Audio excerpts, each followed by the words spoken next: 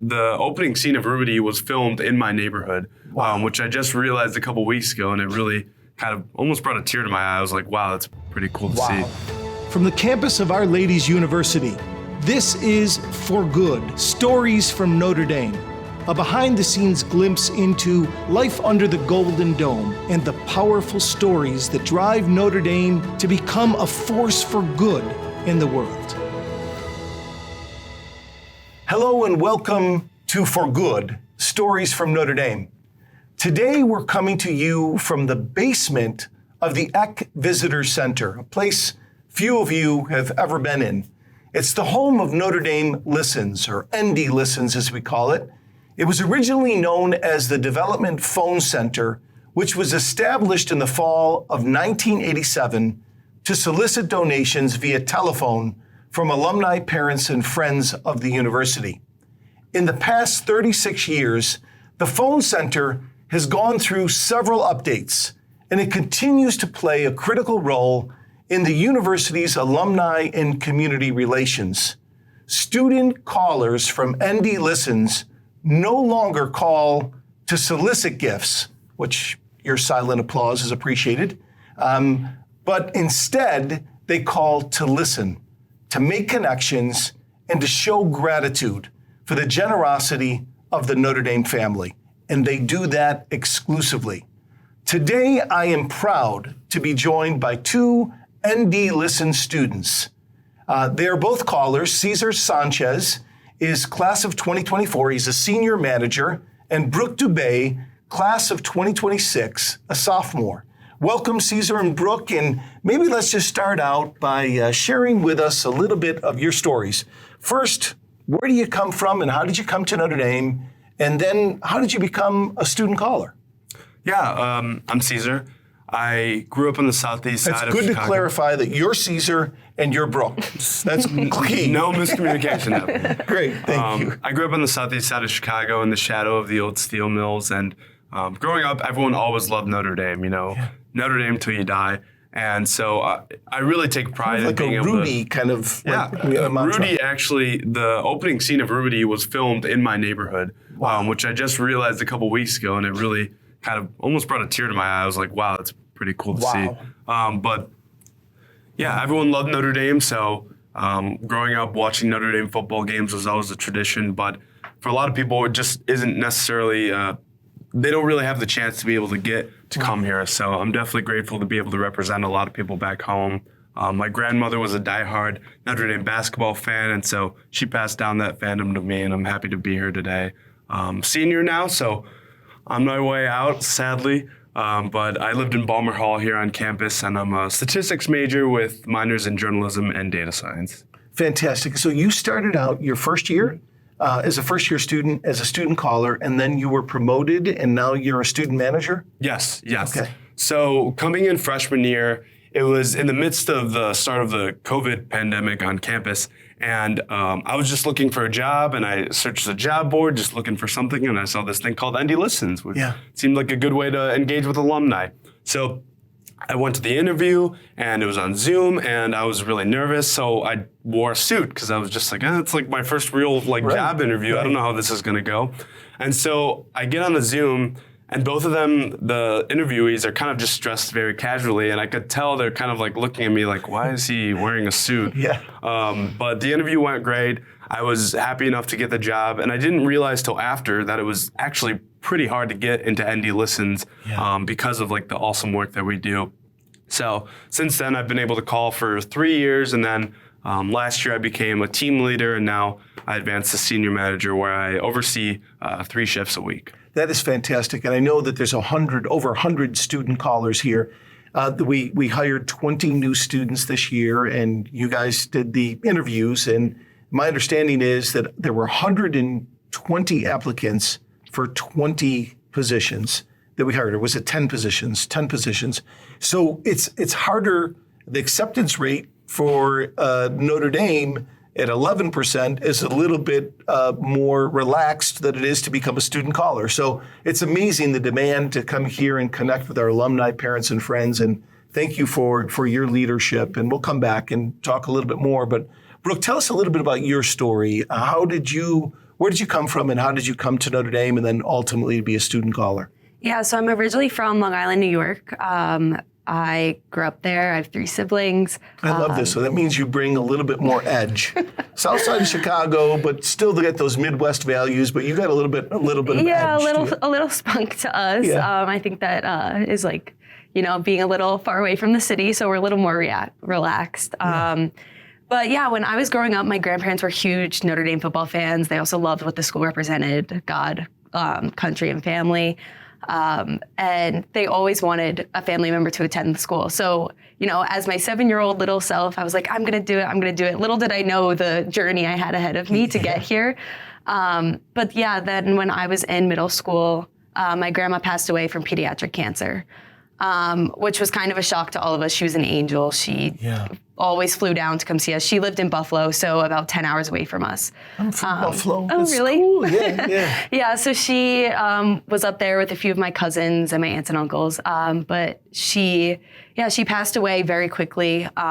She found out 4 months before she passed, I believe. So it was just a shock to our whole family. It was kind of the first family member we lost. But, we stuck together, got through it. And the last thing I remember telling her was like, I'm going to go to Notre Dame. And so I just knew that was the journey I was going to take. I trusted, the eyes she had for the school and how great it was. And I knew it was the place I wanted to be at. And then going into high school, I worked my butt off for grades and stayed involved, and I played 3 sports. And then when I was 15, I was diagnosed with cancer, which is one of those like invisible lines, ties to my grandma yet again, Right. Which was, again, a shock to us. You never think a healthy 15-year-old who plays 3 sports and is very involved is going to be diagnosed with something that could end up very poorly. Yeah. And so, I didn't really know when they first told me how many days I had left, right? So it was right during COVID. It was May of 2020, so not many doctors were open. Thankfully, after the tumor was taken out and the biopsy was done, the doctor made an appointment with at Cohen's Children's Hospital on Long Island. And the doctor there was very informative, was great. We always knew we wanted to go to Sloan Kettering in New York City. My dad was treated there for thyroid cancer when I was a kid. Okay. So we always knew we wanted to go there. And, this doctor kind of shocked me when she was like, you're going to be fine and you're going to have a great college essay, which was, we kind of laughed. My mom and I were still in shock. We only found out 3 days prior that I had cancer. So we were kind of, still in that shock phase of, what is this going to be? Right. So that was like a very insensitive, I felt, place to be. Yeah. And so we laughed and everything, and then we went to Sloan's. And, it was 6 months of chemo, a month of radiation. I went through the whole 9 yards, I guess you could say, with it. I lost my hair. And this is during COVID too, so you had to be Yes. extremely careful, right? That you couldn't pick up any. Yeah, so I infection. honestly think I was blessed to get it when I did. Everyone was online, so I was able to still keep up with classes in school. I only missed Wednesdays when I had treatment online. So my grades stayed really well during the year. It was definitely, I think, a shock for my classmates to see me on Zoom just bald. Right. The physical side of it is what people are going to experience because they're not at treatment with me. Yeah. So yeah, it was definitely an adjustment to life in that moment. It was definitely a survival mode thing. Yeah. But yeah, I'm living a life I didn't know I was going to get to live. Right. And so, don't get me wrong, there are days that I do take for granted and I'm stressed out with school and things aren't going my way. But when I'm walking from Lyons Hall to Jordan Hall of Science for my first lecture in the morning, and I see the Golden Dome and the sun's out and everything, I feel so lucky. I didn't know if I was even going to get to see college. Right. So it's Well, what an incredible testament to you that you find gratitude and grace in this whole uncertain and incredibly difficult process. And you have this bond with your grandmother who, you have the shared cancer with, but whose dream was for you to be here at Notre Dame, and now you're here. I mean, what an incredible story. And then why did you come to be an ND Listens caller, and how did that fit into your couple of years here now so far as a student? Yeah, so for me, freshman year went by and I was like, wow, I am a broke college student. I was like, I need to get a job. I mean, I'm 14 hours away from home and everything. And I was just like, I also wanted to fill my time with something purposeful. Right. So when I was looking for a job, I really wanted something that would make an impact on the community here. And so I talked to so many upperclassmen, and I knew a few in Lyons Hall who worked for ND Listens, and they said how much they love it and how everyone there is amazing. Everyone there has a story. Yeah. So I applied. I didn't know if I was going to get it. I came in for the interview. Everyone was so sweet. I remember walking down and everyone was sitting on the phones. I was like, wow, this is a shock for me. I was like, I didn't expect it. I thought I was lost going into the basement. But yeah, I just knew I wanted to be in a place that I felt welcomed and a place that took everyone's uniqueness as a gift. Yeah. And I really have found ND Listens to be that spot. That's fantastic. We're privileged that we have Hannah Thompson, who is a recent Notre Dame grad, a volleyball scholarship player who helps to direct this team, but they're student leaders that emerge over the years, and you're one of those. Cesar, tell us a little bit about what makes this work fun and meaningful for you, and talk a little bit about some of the games you play. How do you, since you're not asking for money, how do you measure success? How do you keep it fun? Tell us a little bit about that from your perspective. Yeah, I think the thing about ND Listens that makes it so unique is a combination of the mission and also, as you mentioned, the fun that we have here in the basement. So our mission, obviously, to reach out to alumni and connect with them, try to hear their stories. Our kind of motto is we want to listen, learn, and love with alumni. So that's always very important, and we take that very seriously. Right. And it's always a pleasure to be able to engage with people who are very active in Notre Dame or are even a little disconnected, and we help to bring them back into the family.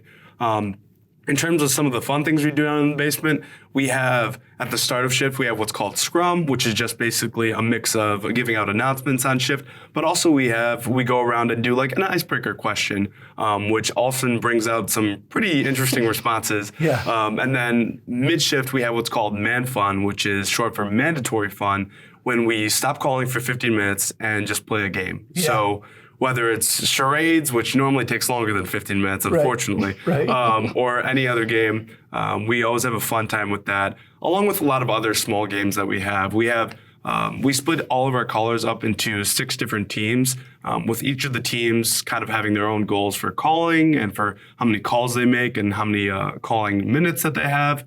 But so it's like a win, you get points. Is it if you are able to keep somebody on the line for 20 minutes or more, that would be considered kind of a win in that case, right? And you make it, as you said, you make it fun. Now, you were calling recently. You call different segments, right? So you might be calling to thank people who've made recent gifts. You might be calling people on their anniversaries of Notre Dame graduation. You might be calling people on their birthdays. All kinds of ways to kind of connect.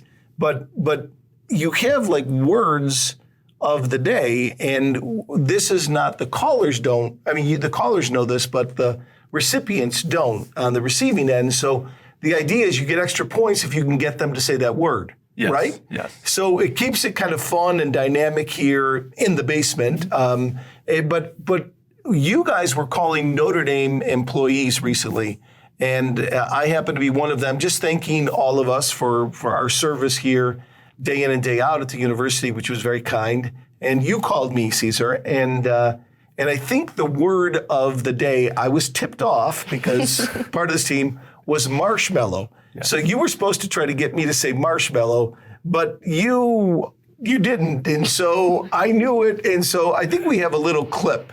So maybe we could show a clip of that call. Wow, Cesar, wow, what a kind call. Thanks so much for calling in. Are you in the lower level right now of the EC Visitor Center? Yes, sir. Down here in the ND Listens basement, and just really grateful to be able to talk with you today, sir. Well, tell me a little bit about yourself. What year are you, and where do you live? What are you studying?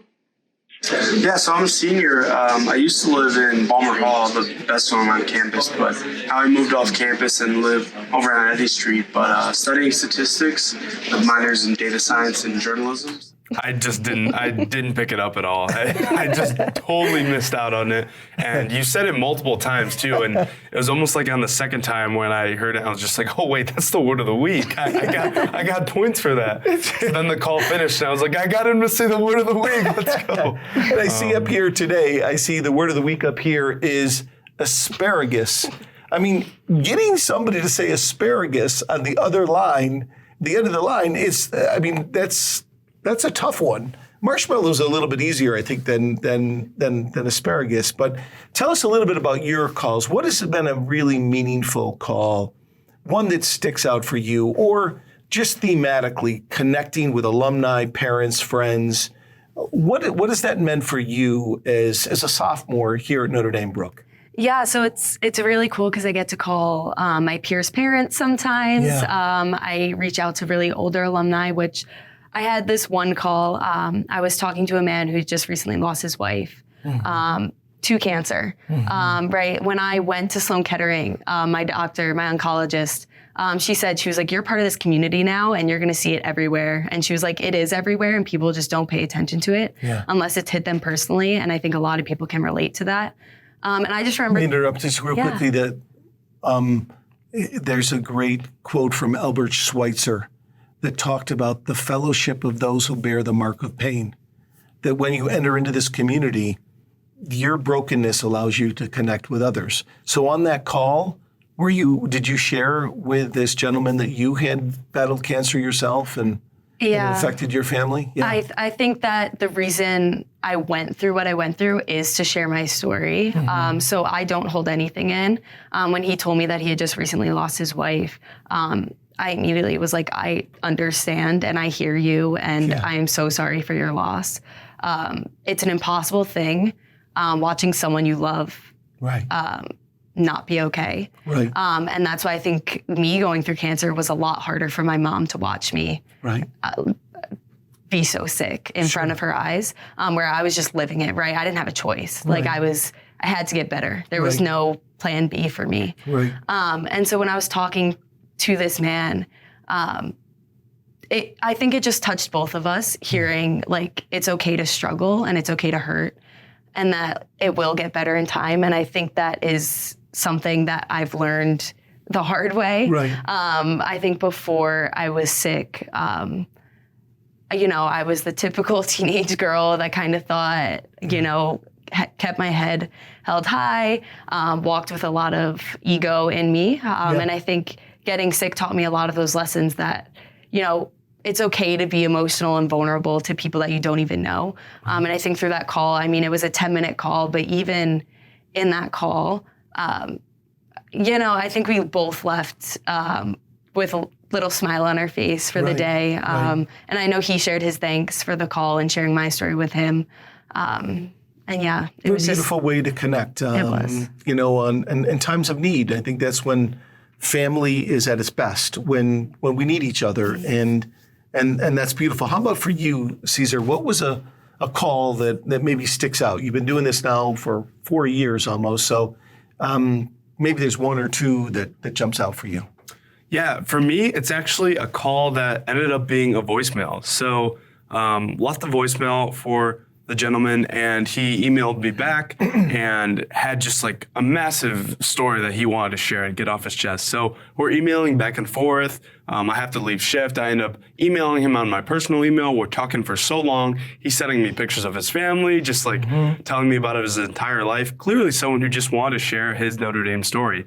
And I'm in Naval ROTC here at Notre Dame, and he was formerly in the Marines, so we connected kind of on that aspect. And then eventually he was like, hey, I'm coming to South Bend because my family is just in town that weekend. So would you like to get dinner? And I was like, sure. So we got dinner, and that also happened to be the weekend that I was competing in the Bengal bouts. And then he also came to my fight for the Bengal bouts. Wow. So it was just like that connection of someone I had just met literally that weekend, that day actually, who I'd emailed with so many times before, And it was really nice and sweet that he was able to come out, obviously, to both dinner and to my fight. And I still, once in a while, send him an email, and we keep in touch a little bit. So these things go beyond calls sometimes. It isn't just a conversation on the phone. I've heard that, and tell me more, like sometimes you guys may go down and say a prayer at the grotto.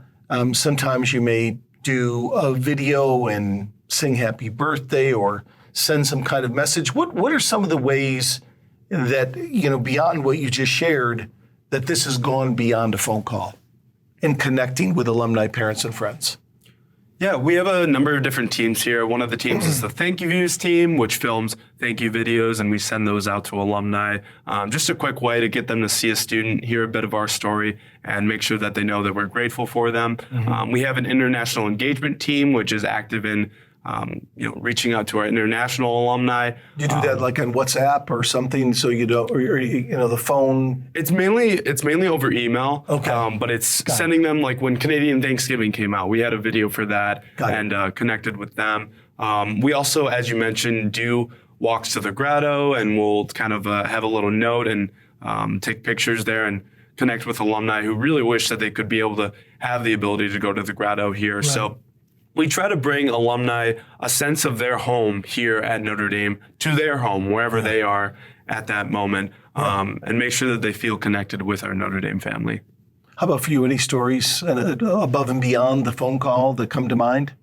Not personally. So I just started this semester calling, but I have a friend here who was on the phone, and she asked, would you like me to go say a prayer for you down at the grotto? And she was able to go light a candle, and then she took a picture of the candle she lit and sent it back to him. And they were able, just to keep that relationship deeper than just the phone call, right? We bring in like the religion aspect of it. And like Cesar said, you're bringing home to their home. Yeah. And it just gives them a little peace of mind that they haven't been forgotten just because they've graduated, and that you're always part of the Notre Dame family. Now, I've heard from some other students over the years that this is something that is very attractive for job interviews and others. There people are fascinated out there that you've had the skills of making cold calls and engaging, from start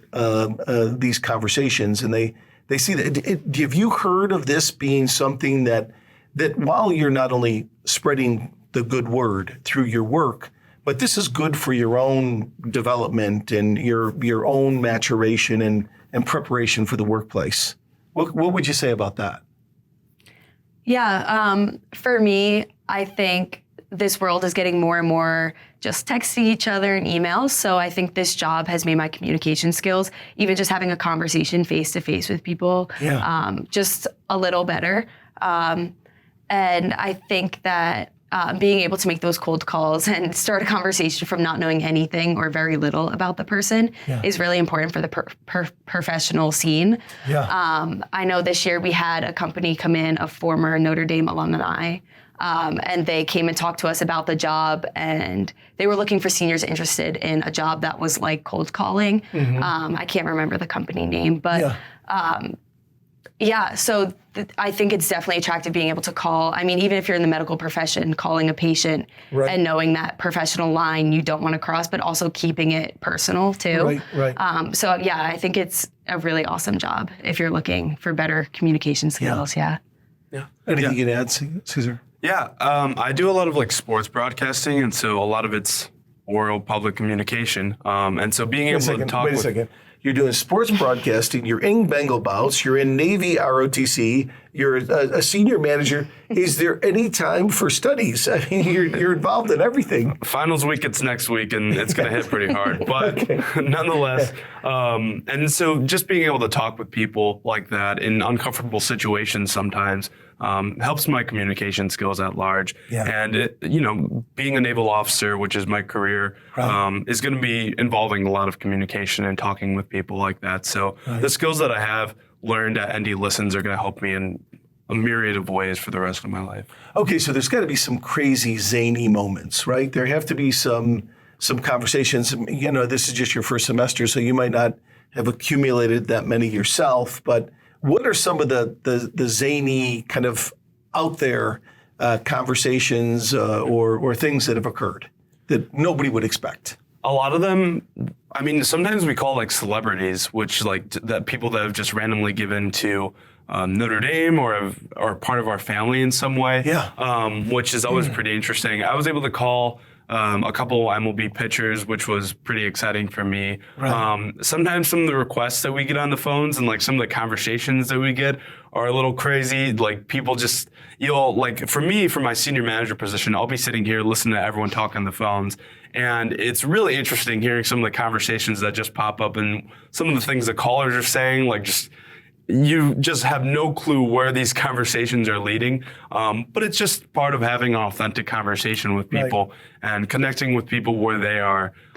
So that, obviously we're trying to connect them with Notre Dame, but we also want to hear about their life and their experiences. Right. And so definitely some interesting stories to be told. So people are passionate about Notre Dame, especially the alumni who are the most custodial owners of the place. And they have strong views a lot about why isn't Notre Dame doing more of this, or why did it do that, or whatever. And so my guess is a lot of the time that you'll spend on the phones is kind of listening to grievances or to concerns and sometimes trying to clarify and give kind of maybe deeper context to what's going on. Is that a big part of the job? And how are you prepared to answer those kinds of questions or the concerns that are raised on a regular basis? For me, I know sometimes they bring up conversations I don't necessarily want to have, or it's not appropriate to be having with each other without knowing each other. Right. So we'll kind of try to pivot the conversation to something that's more cheerful or something great that's going on around campus, to try to just keep the call a more meaningful call. I think sometimes some people can get a little aggressive over the phone if maybe they don't like the changes that are happening here or something like that. And then I'll try to be like, oh, well, what were things that were great about your experience while you were here at Notre Dame? Okay. And try to just change the conversation so, we stay on the right track with the call. I mean, these calls aren't meant for people just to complain to us about things. Right. Sometimes if it's just them talking about their life, something they don't like in their life, sometimes we're there to listen to. We do think that's important. Sometimes people don't have a lot of people in their lives to talk to. So maybe we are the person that called them that week and they're just having a really hard week. So we do want to listen in those moments as well. Yeah, just like Brooke said, I mean, we're here to listen. Like it's in the name, Indy listens. So a lot of times people just want to be heard out and they want to have their grievances voiced. And so it's a pleasure to be able to listen to them and be able to let them kind of have that relief of sorts. And also kind of show them that, hey, Notre Dame is doing its best to be the best place in the world that it can be, and also try to communicate that side of it. So we even have a thing here in the basement called pivot tactic, where if you are able to deflect a call into being a positive from a negative, then you fill out a form and you could get more points for your team and stuff like that. So it's definitely something that we reward, and it's part of our interview process of trying to make sure that people know that that's part of the job and you have to be able to adjust on the fly. So I have 5 children, ages 27 to 13. I could use some pivot tactic training like this to go from negative to positive. So that's a really good skill to have. But when there's a really controversial issue here on campus, I also know that you will help us by making these calls and listening to kind of get tabs on where people are at. Usually we don't have people that are just on one side of the issue. We have people on alumni, parents, and friends that are on both sides of the issues. So you guys will help us kind of, what are people thinking? The administration wants to know, what kind of feedback are we getting, et cetera. And since it can't be staged that people are just calling you, you're making calls out there, so it's a more accurate sample. And I know that's very helpful to the university that you're listening and getting that feedback. What is one of the games or the engagements that you have here? What makes this? I mean, 120 people, students applying for 10 jobs. That's a high demand. What makes this so fun? What makes this so meaningful? Why is this arguably the most sought after job on campus? Andy listens. I think it truly is the people that work here. I know when I came for my interview, one of the prompts was tell us a story. And it's so broad and open-ended. And I was kind of like, where do I start? But part of that is they want to hear your communication skills, but I think they also want to know that you're a personable person, like that you can have a meaningful conversation with people. And I think that even during Scrum or during Man Fun, halfway through our shift, we do end up in those conversations with each other. I have made friends in the basement in one semester, and I know those connections run deeper than just working together. So I think it's just a job. I mean, you do end up working similar shifts to the same people. So there are people that I don't know in the basement that work here. But the people that I see consistently, I mean, they're all amazing. When we're having a tough day, coming down here does make my day brighter. I get to just come down and forget about schoolwork and everything. That is one of the things we do in the basement. We leave our backpacks outside of the room. So there's no homework or any work that is done during shift. And that just creates a very welcoming and enjoyable environment and keeps the stress away as much as we can. How many hours would you typically work a week as a ND Listens caller? So it's 3 shifts a week, 2 hours each shift. So about 6 hours. Is it more as a manager? Just a little more. Sometimes we have some other meetings and other things to work through on our different teams, but it mainly focuses around those 3 shifts a week. So you've been doing this for 4 years. What has ND Listens meant as a part of your Notre Dame experience? Yeah, I mean, thinking about it, and I've been doing a lot of reflecting in senior year and stuff like that, but ND Listens has been like an integral part of my experience every step along the way. I started this job like 3 weeks into my freshman year, and to this day, I mean, I'm obviously very still involved with it. So I've made a lot of incredible friends. It's always fun just running around campus and just seeing random callers around. And we have like a big Slack channel where we'll send like pictures of like we'll be out somewhere and just taking pictures with other callers and stuff like that, putting it in there. So the connections that you make from there, the skills that you learn from there, and also just the ability to make impactful change in the Notre Dame community is kind of a fun way to have just a student job. Most other student jobs really not having that kind of impact. So I'm very grateful for my time, and I'm excited for another semester of being a senior manager. So tell us a little bit about your plans for next year. You're going to graduate in May, and my guess, are you going to be assigned to a submarine or an aircraft carrier? And tell us a little bit about those next steps, since it's, through Navy ROTC, it's mapped out for you, but also, how do you think ND Listens is going to make you a different, perhaps better naval officer? Right. So in May, I'll be commissioning as a naval officer and become an ensign in the Navy. And I've been assigned student naval aviator. So after a few months, I'll head down to Pensacola to start flight training down there. Wow. So you're going to be a Top Gun guy. It's a little far down the line, but that's, it's kind of the story arc. So very excited for that. It's something I've been wanting to do pretty much my entire life.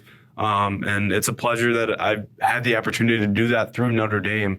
And I'm super excited for that. That's obviously going to be a long career. Sometimes you ever pause and think, coming from kind of the steel mills of the south side of Chicago to being a naval officer and getting into flight training, being accepted into that, I mean, that's an extraordinary trajectory. Do you pause, and do you feel that impact of that sometimes, or? Definitely. Yeah. My sister is also, she was an aviator for a lot of years too. So for the both of us to be able to come from our roots and have success at highly established universities, it's been a pleasure, and I'm always grateful for it. And as I said, a lot of people wish that they were in my shoes and had the chance to come to Notre Dame. So I definitely take that with a lot of pride, and I'm representing a lot of people back home.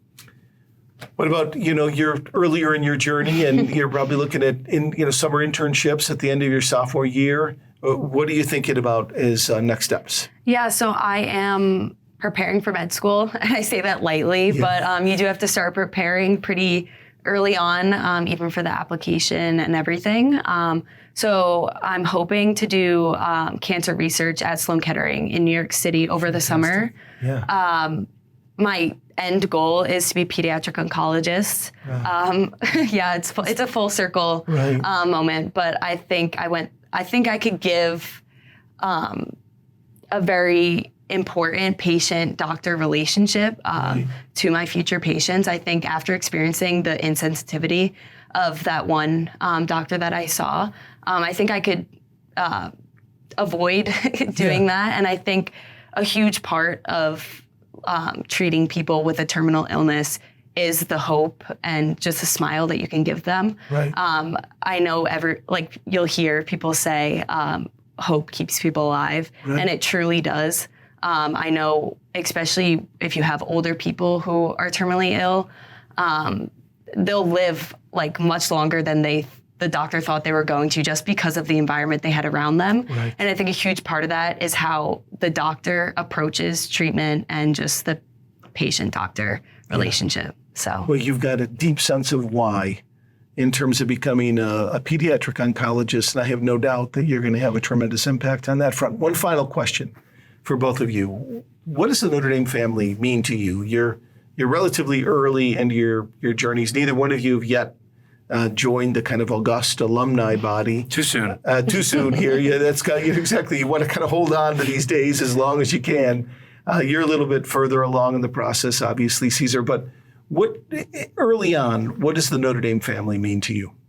It's just that, it's family. Like it's a base that I know I could always come back to campus and feel at home. And I'm looking forward to that, coming back as an alumni, coming to football games, coming to the grotto and going to mass. All those aspects are part of being part of something greater than yourself. Mm-hmm. And I've had the pleasure to be able to serve with ND Listens in trying to keep that Notre Dame family connected. And obviously I'll be doing a different type of service after graduation, but ultimately my roots are always going to be here under the dome, and I'm very grateful for that. Fantastic. And for you? Yeah, I have to say something very similar. I mean, family, we're gonna fight, we're gonna bicker, and there's gonna be times where we don't like each other, but at the end of the day, our heart is with each other. And I think the values here hold true for every person I've met on campus, and it really is a home for everyone to come to.